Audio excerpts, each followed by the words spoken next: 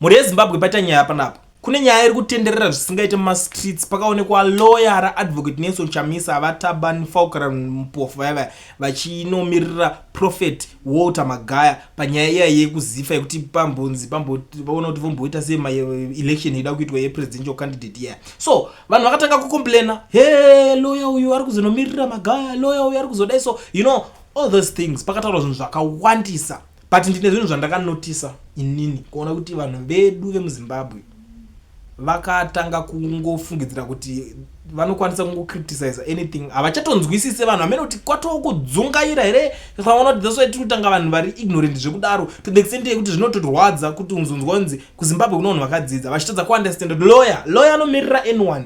Musambofe makatrusta those people. Lawyer anenge achiti ndo basa rake raanotoita for living, ndo profession yakatoendera kuchikoro iyo.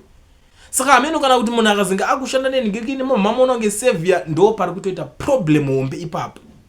Vanhu vakutoona munhu semuponesi here achaita sei. Because of aina nomirira Magaya, hey wazoenda nomirira chi Magaya ende unoona kuti connection yacho kwari kuzoenda pakazonzi Magaya, after Magaya bonzi Magaya vachanoshanda neZANU-PF zvodai saka muri kutiitikisa, you know all those things. Zvinhu zvese zviri kuzongodzokera pakuti vanhu veZimbabwe vazhinji ndosaka uchiona kuti vanozongouya vostika. Pakanzi pari kuda kuitwa anything vanongouya vostika ungotarisa so. Munoda kuenda tinoratidzira tinodididi. Havachakwanise kuzviita. Why? Because vanenge vachiti nhingi ndiye ngaanotitungamirira. Vobva vaona nhingi lawyer ari kunomirira nhingi nyaya imwe. Confusion yodzoka yokurungika mpoto. And these guys vanobva buda votanga kuseka manje votanga kuti mazvionaka ndo vanhu vacho munoda kuti vakumirirei vavo. Pane nyaya ipapa. Handisi kuziva muri yeZimbabwe. Tell me what you think imimi. Kuti munoiona sei zvakashata here? Tingati pane any problem here kuti lawyer amiririre vamwe vanhu. Kana kuti lawyer anenge achimbomirira futi achishanda kubato risipusi arambe maclients anenge abva nekuZANU-PF. Do you think it's necessary? Zvine musoro here zvinobuda here? Ngationesane chokwadi guys, because inini ndiri kutoona kuti nyaya iyi iri kutonetsa zvechokwadi, vanhu vari kutaura zvakawanda. Tell me what you think in the comment section. Kana mchinge mapedza kuteerera this audio ichaplay apa, munokwanisa kundiudza futi zvamuri kufunga pamusoro peaudio iyo. Regai nditaurawo ndichiti ini ndinonzwa kufara ndichitenda nepfungwa dzose dziri kuiswa nemumwe wedu kuti tione kuti chii chinoda kuti chiitwe kuti pano pasi pese pezuva pave nechinhu chinonzi runyararo. Nokwete muZimbabwe bedzi, pasi pezuva paite chinhu chinonzi runyararo, nekuti hapana runyararo zvechokwadi. Munhu wese pano pasi pezuva anoda chinhu chinonzi runyararo, peace wese zvake. Maona iyo vatungamiriri chaivo havana runyararo, havana peace iyo pavariyo paya, havana peace. Ndosaka muchiona imwe nguva vachiramba kutobva pasvigara nokuti anotoziva ndikabva pangu papera. Mazona wese still members of the security forces chaivo upenyu hwavo hunogara uri patambo, nokuti chose chavanenge vangonzi chiitai vanongoita, kuti ati chero asingazvidi anotongoita chete.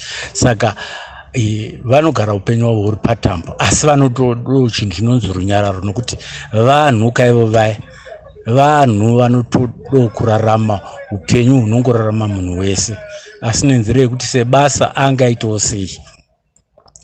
Ndo patati chikumbira ndakambokumbira pamashure apo kuti chii chinoda kuti chiitwe kuti pasi pano pezuva pano munhu wese ave nerunyararo, kubvira to the general populace, to the heads of states leadership, kusvikira members of the security forces. Chii chinoda kuti chiitwe kuti pano pasi pezuva pave nechinhu chinonzi runyararo. Ndo global message of peace ndinayo inini kuti dai ndabvumidzwa kusangana nemurume uyo kuenda kuUN, tonogadzira chinhu ichocho neUN nehuman rights, muone kuti runyararo runoitika chirudzii. Izvi hazviitwe neni, zvinoitwa naMwari. Mwari kana akuda kuti zvinge zvichiitika zvinotoitika, regardless munhu hazvide, zvinotoitika nenguva yake. Mwari kana akuda kuti zviitike zvinotoitika, mufunge. Saka changonetsa chete ndechekuti pekufamba napo, kuti ungafamba wakaita sei kuti unzikwewo zvaunenge uchitaura kudaizvi. Iye zvinezvi kutaura kwatiri kuita vamwe vangatoti pamwe munhu anopenga. Hazvishamise, pamwe ndingangowo ndiri kupenga, asi regai ndise ndichiti kana Jesu chaiye paakauya pano panyika apa akati ndiri mwanakomana waMwari, akatozvifira izvozvo kunzi ari kuzviti ndiri mwanakomana waMwari. Murikuziva izvozvo chete, haana chimwe chaakamboita imwe mhosva yatingati akaita, asi kutongoti vaimuti ari kuzviti ndiri mwanakomana waMwari, ndozvavakangomuurayira chete. Saka chokwadi chaicho hachina munhu anoda mazuva namanje, hachina munhu anoda. Munhu wese anoda chokwadi, asi chokwadi kana chakutaurwa pamaererano nezvaunoita zvakaipa hauchada kuchinzwa, asi chiri chokwadi mazuva. Saka ndo dambudziko ratinaro zvedu kuti ungafamba wakaita sei, tamboedza pano hapana chiri kufamba, hapana chiri kufamba. Dai taipiwa mukana iyoyo hamumbozofamba kanzwa chinonzi hondo futi pano pasi pezuva. Pano pasi pezuva chaipo zvandiri kutaura izvi ndinazvo ndakazvipiwa. Hamuzombozwa chinonzi hondo futi, ndokutopera kwainenge yatoita mazuva namanje. Zvino ameno kungotaurawo zvedu muve nezvamu.